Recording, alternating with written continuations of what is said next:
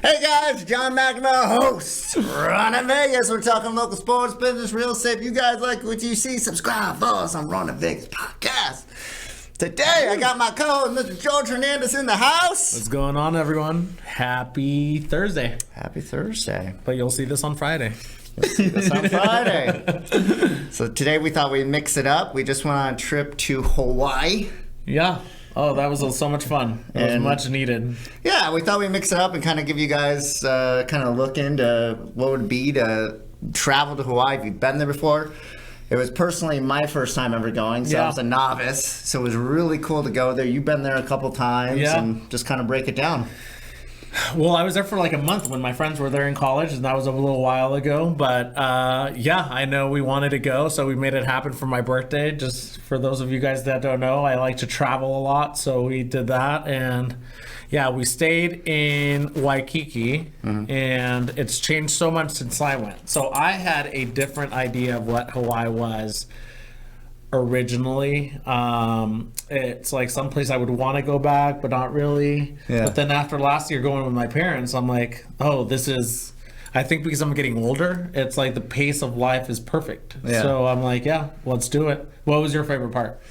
My favorite part, I really enjoyed the culture. Yes. So it was really chill, and I'm the same way. I like vacations that are relaxing, I feel like, especially what we do in our living. We're on the go constantly. So it's really nice to kind of decompress and chill. But also, I really appreciate the people there. I feel like everybody was super nice. Yeah. The service industry was amazing. I was just overall really impressed with the area. Yeah, we went to Earl's, right? And it's like, I think. So is that your favorite restaurant? So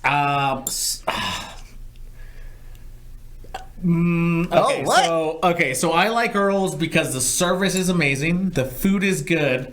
However, the Hula Grill in Dukes, I just love the view. Yeah. So yeah, mine would be Earl's. So yeah, we'll give you guys a breakdown. Food, restaurants, so you know what to do. You go to Hawaii, you know exactly where to go. And let us know if you guys like these type of podcasts. Yeah, like, let us know. You know, we realize we travel a lot, so why not? Or you and I travel a lot together. So yeah, for conventions, for just leisure.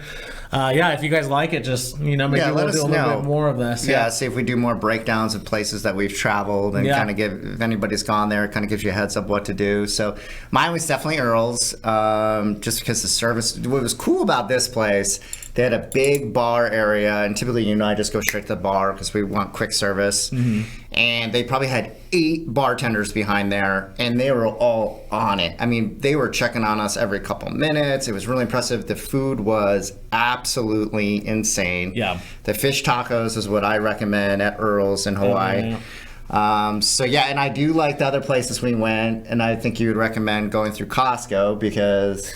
Yeah, so I'm glad you bring this up. So what I was going to say about Earl's, though, is I believe that its culture makes everything run smoothly because these kids all greeted each other with a hug. They had very same culture that we do. Yeah. So I think when you enjoy where you work and the culture's good at work, everything flows really easily. So yeah, and the service kind of reminded me of what Vegas used to be 15 years ago. Everybody was on top of it, good energy. There were younger kids in there, and they had to be in their 20s and 30s. So, and they were on top of it, very professional. Yeah. So, yeah, I think here it's just we've been getting away with just being pretty and already knowing that you're going to get a 20%, so you do the bare minimum. And that just that personally grinds my gears just because it's just not. Yeah. Same.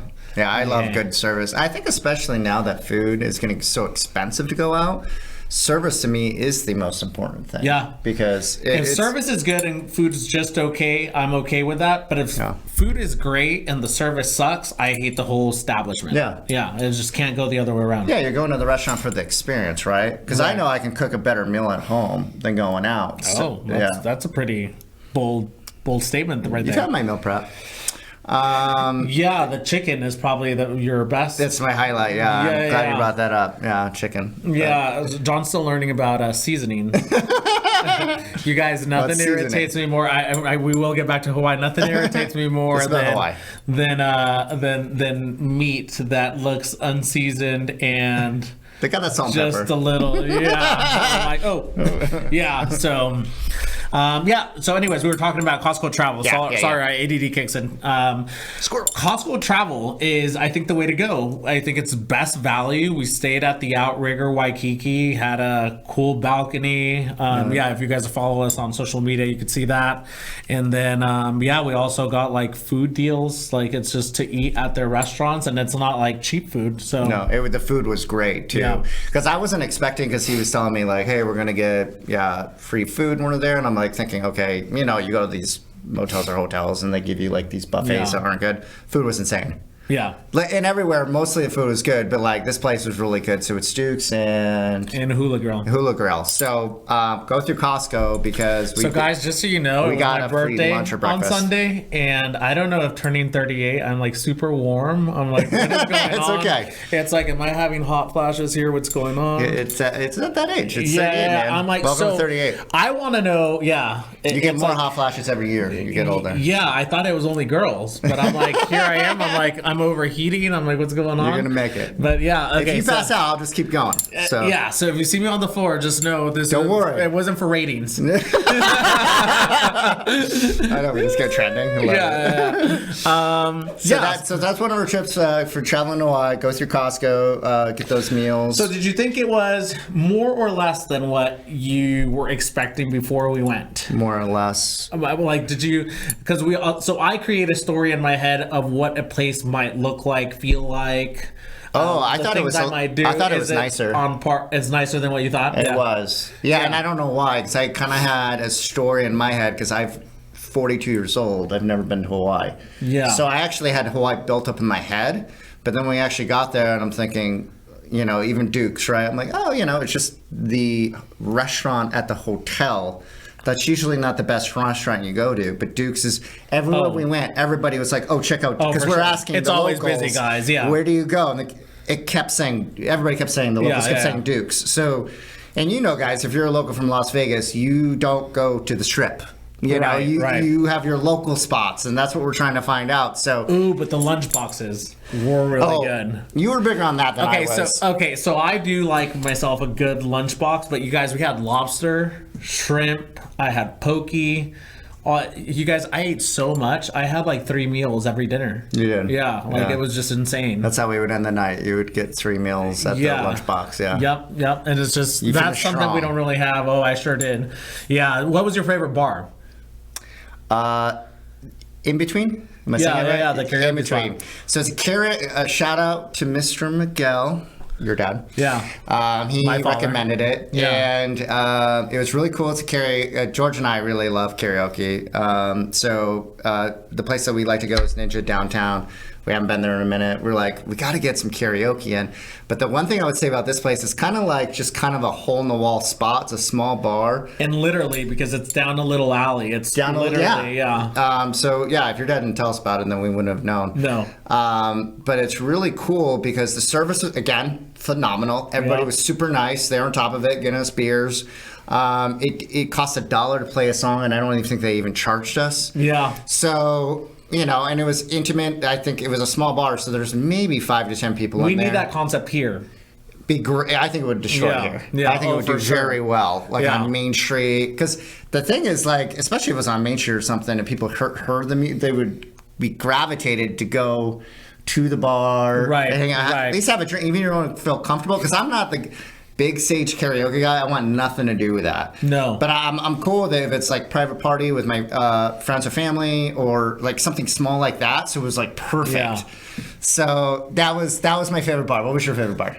I think that one too. That was a vibe. I mean, we went there multiple times, so obviously that was cool. I did like for Edgewater, where we watched sports and we saw the sunset. Beautiful. It's like that's at the Sheraton, just 2 doors down from where we were staying. And it was good service, and Edgewater the view was great just too. insane. That's a great one to bring up too. So I think that's what you're going for terms of like just chilling. Yeah, watch for sure, because it's right on the beach. You get to see the sun come down. Yeah, Edge Bar was cool. It was relaxing because you and I are our ADHD kicks in. We go to next bar. We checked out all the bars, guys. So that's why we're giving you the best ones. So if you go, you know where to go. But we were there and we're like, Monkey Pod. We're just gonna hang out. We're just gonna hang out there. So Monkey Pod had the big bar, also looked. It was at the Outrigger, but not the one we were staying at. Oh, this one is escaping me. Yeah, he gave us the recommendations to go. Nice kid. Monkey Bar, yeah. Monkey Pod Bar. It was a great time. Monkey Bar. Heyday. Hashtag Monkey Bar. Heyday. Heyday was cool. Heyday. So it's inside like a little boutique Heyday's hotel. cool. They had, you guys, the best green That actually, bean I was thinking, tempura. like, if you're on a budget and going to Hawaii, check out that hotel because it's like it seemed cool. It seemed like, it's like it was like a courtyard, and I love that. yeah. How like the pools are in the middle of the boutique hotels or whatever. Yeah, that seemed like a vibe. It did seem like a vibe. It was cool, and only maybe a couple of blocks on the beach. So yeah, but yeah, that was cool. Very cool. Any travel tips going to Hawaii? We talked about Costco. Maybe I would definitely recommend. So we rented a Jeep. So that was good. So we got to like go around the island because Ubering there is a little bit more expensive. So we got to check out some other places. What's the town up north again? Kailua. Kailua. So Kailua, we did. Oh, you know what is a good tip? This was a little bit of a nail, and I've forgiven myself. Oh. Hanama Bay. Mondays and Tuesdays. It's a state park, so for those of you guys that don't know, beautiful. We had planned our day, and it was the nicest day we were going to go. Yeah. It was Tuesday. Unfortunately, it was closed. So check what you're doing. But we did Pearl Harbor. What was your big history buff? It was cool. We got to see the USS Arizona Memorial, which is something I've always wanted to do. It's definitely a bucket list thing for me to do. Yeah. So that was powerful to see that. That's sad. It's very sad. It's a Cemetery. It's a cemetery basically in the sea.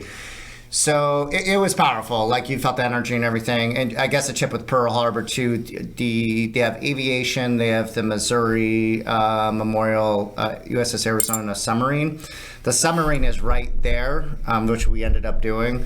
But everything else you kind of have to travel to either by boat or like you get bussed in. So just kind of give you guys a heads up because I thought we could just kind of go to the next one. But it can be very time consuming if you want to do all the things at Pearl Harbor. They say it's like 5 to 6 hours. So I don't know, like my ADD kicks in, so ours was like perfect. I'm like, that's all I can. Yeah. My brain allots. Yeah, it was good.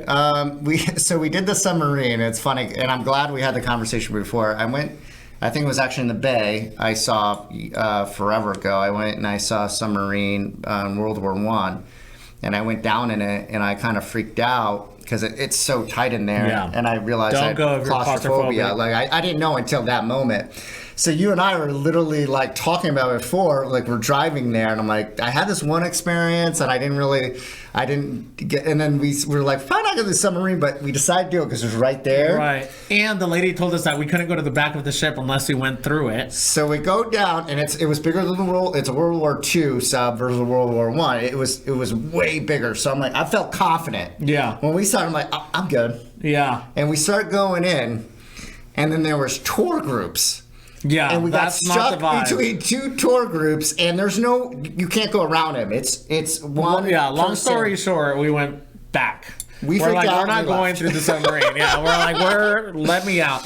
So I feel like the lady even felt bad for us, and she's like, okay, you can walk to the end of the boat. I'm like, I was proud of us that we even attempted it. To be honest with you, we were down there for maybe less than 5 minutes, but if you're claustrophobic, I wouldn't recommend it, but it was still cool to go down there. And it was I would say the one thing is cool to see the tech advances between World War sub and a World War II sub was pretty big difference. Because the World War I was like, it was a lot tighter. There was nothing down there basically. Yeah. So that was cool for me. But then I was like, I'm ready to get out. Yeah, no, we were good. We did a little drive, and it was a little overcast that day, so it was probably best we just went back to the hotel. Then we did do sports, yay. Before we go to sports, yay. So the town that we went to was really cool. I'd recommend checking it out because I feel like which one? You just said it. Kailua. Kailua. Sorry, I'm not pronouncing it well, but I would still check it out because when I travel. That's why we have you on the pod. Yeah. When I travel, I like to get a sense of would I live in this place? Yeah. So, and I think Great question. I think I would probably go. The cool thing about Honolulu is like there's tons of yes or no? high rise. Well, I gotta explain myself. Oh, okay. It's the John McNamara show. Okay, all right. All right. Forget. This is my one moment. He has a lot of one moments, guys. On the show. He has a lot of But they have a lot of high rises, so I think I would do the high rise living. And it's not like a typical city, but it was cool. But the suburbs part of it, I think it's very chill. Yeah. I think it would be too chill for me, but if you're that same kind of person that travels to see, like, hey, would I live there or spend a long period of time there? Go check that town. It was like 20, 30 minutes north. It kind of gives you an idea what it'd be to live in their version of the suburbs. Like, and I wonder as we get older, though. Nice Whole Foods, though. Nice Whole Foods. Oh, there was, yeah. Oh, the chicken. The roosters everywhere. Roosters everywhere. Yeah. John's like, what the hell is going on? Yeah. I did a little story about that. But you know what? As we get older, though, I do appreciate things differently. Now I don't need all the craziness. Yeah. I could see me in 5 to 10 years if, I'm around. I would want to live on like 10 acres by myself, just my dog and I. Yeah. Well, so yeah, 10 acres in Hawaii, that would be a pretty nice spot. So yeah, I mean, if my name's Oprah. Okay. Next question. Okay, the sports bar. Yay! Okay, sports. Yay! We did watch lots of sports. So we got two All recommendations. Sunday was dedicated to that. What were the two sports bars we went to? Skybox and Rivals. Skybox and Well, Rivals. and Maui Brewing, I guess you can count. And Maui Brewing, I would count that too. Yeah. Maui Brewing is a little bit more chill. Skybox was probably the coolest. The food was probably not like don't eat there. Yeah, it wasn't bad though.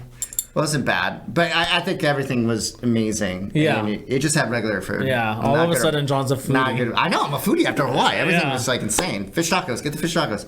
The Skybox was cool. Tons of TVs, audio. So if you're watching on Sundays, I like to watch Red Zone, whatever. It was perfect for that. We kind of bar hopped a little bit, but that was the best place to watch sports. There wasn't a ton of places to go. No. So just kind of give you guys a heads up on that. So Sky Bar is probably best. Maui was cool. It was more chill. It's craft beers. Skybox, yeah. Or Maui Brewery. Yeah. Yeah. No, Skybox. You said Sky Bar. Oh, yeah. Maui Brewery though is the one that's more chill. There is a Sky Bar, and we did not go to it. However, there was a little bit of intention. We were going to head there, and it has a cool view, but didn't do it. So we can't make any recommendations on that one. So, but sports, yeah, you can make it happen. Yeah. So, What was your favorite drink? You know what? I love a beer, but beer doesn't love me anymore. You know what I mean? It's like I do like a cold beer love-hate relationship. and a cold and you guys, I don't know. So talk about now. I just seem like I'm complaining, but it's just Yeah. I usually don't do this, so I'm gonna give myself permission to do this. Beer is my drink of choice because, as you know, I don't drink a lot of hard alcohol anymore. Right. But beer has affected me differently since I've gotten older. Yeah. So I would say the Mai Tai is just, those remind me of when you don't know when you're drinking just a little too much and you're like, oh, I'm kind of tipsy now. Yeah. But the Aperol Spritz at I would have thought it was been Mai Tai. at Earl's still.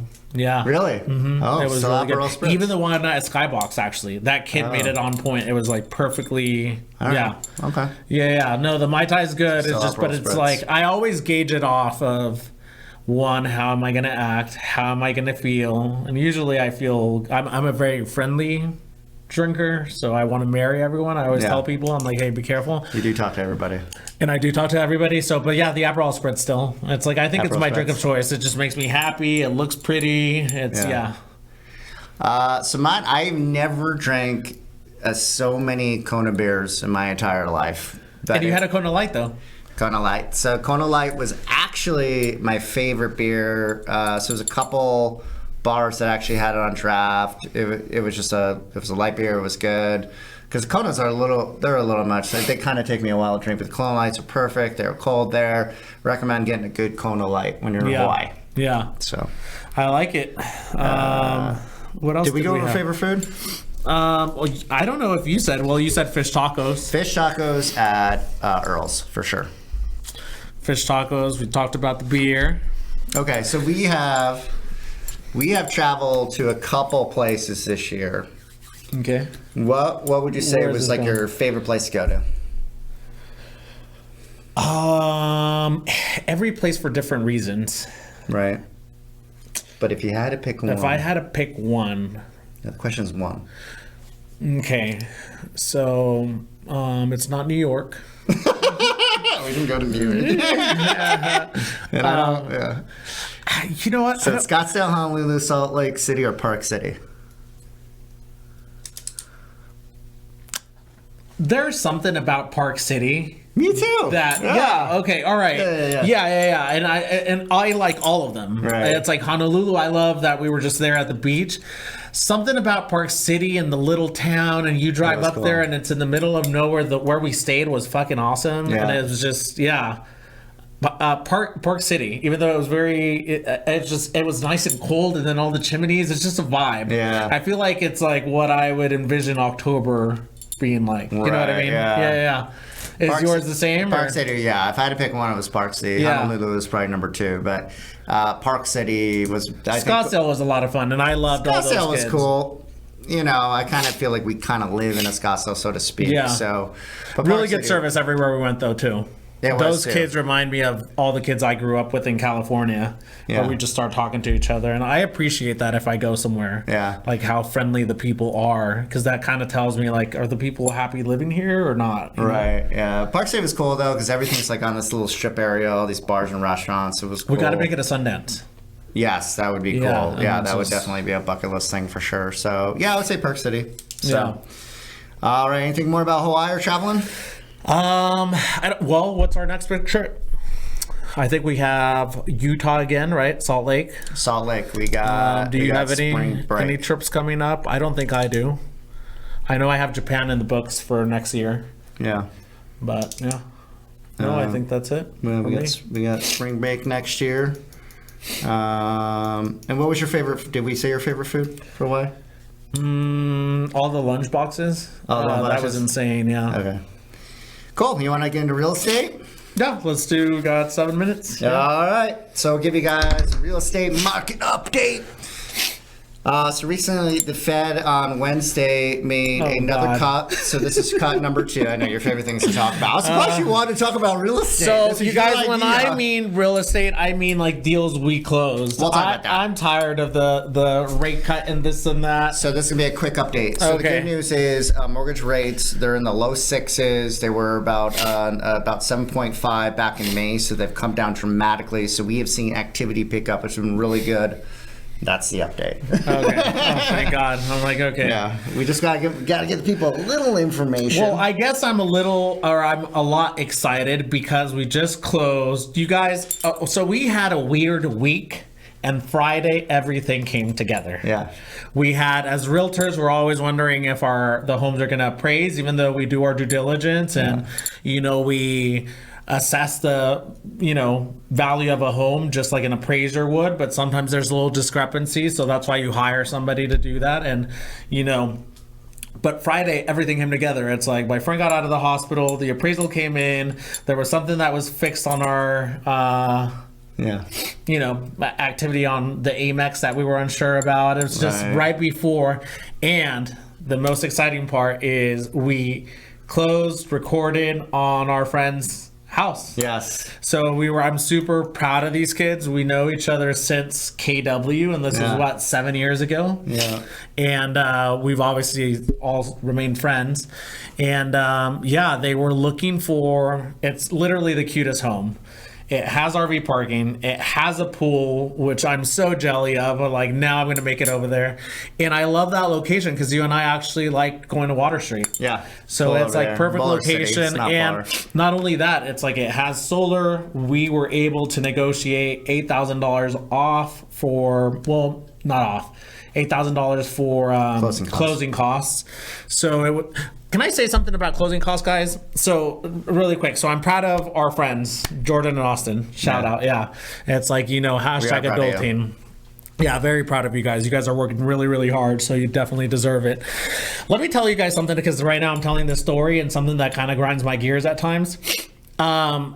so every market is different. So for example, you and I were able to negotiate $8,000 for closing costs this time around, home warranty, all of that.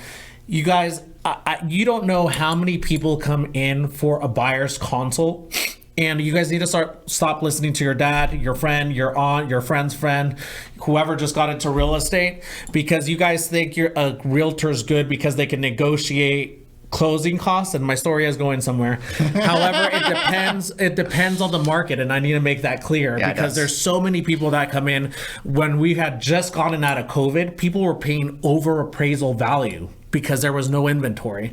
So there is people, what I'm saying is there's times that some questions are not completely relevant. Ask what the market is doing, and when you have a professional explaining that to you, then it makes it easier.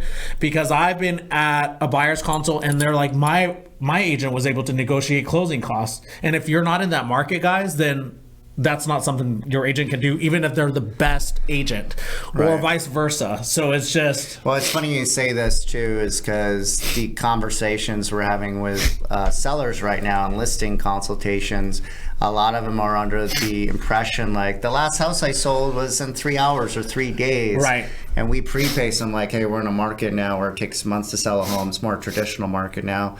So those consultations are really important if you're an agent or if you're a buyer or a seller, to understand what exactly is going on in the market. And our friends were smart to sit down with us, take the time with that, because not everybody gives you that opportunity. Like, hey, I just want to look at homes.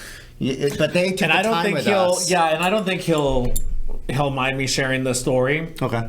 Guys, also as agents, it's to protect your money and your assets when you're doing that. There are times, so even though there are friends, if you're an agent watching this, or if you're somebody that's going to hire an agent and they're your friends, know that you have to go through the whole buyer's consult, because pre-pacing is key. Yeah. You guys, you have to talk about what that whole process and how that is the value. There's so many people that say, oh, I found the home on Zillow, or, my realtor didn't even, your realtor's job and value is not finding you necessarily the home. It's securing the home. It's securing the home. Yeah. And making sure that all the contracts are fulfilled and you're not in any ways jeopardizing your money. Yeah. But there was something else I was going to say. All right, just this is more to the agents. Now I'm like getting started. He's back. I'm back. Now it's like old George.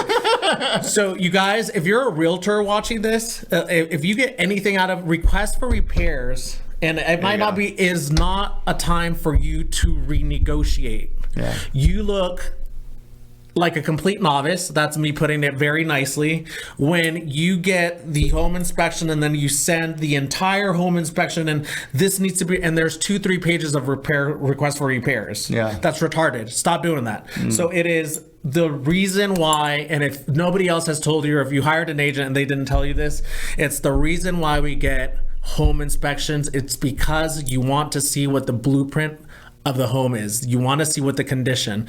So we go back and ask for things when they are a safety issue, that meaning if the house wasn't going to go up for sale anymore, it would still have to be fixed. Anything that's hazardous, but it's not the GFI, and it's not the little water leak, and it's not any of that. So if you're a realtor watching this, you need to start explaining that to your agents, because the reason why you're writing 2-3 pages of requests for repairs is because you don't know what you're doing and you haven't articulated that. So yeah, it's really important if you're on the buyer side is to have that consultation with your buyers, because to prepace them so they understand. Because I've been in this for 21 years. Something will come up on inspection every single time. If a home is 0 years old or 100 years old, if you prepace them, they have that understanding, versus like, we're just going to do whatever the inspector job is to find something, and they will always find something. So be aware of that.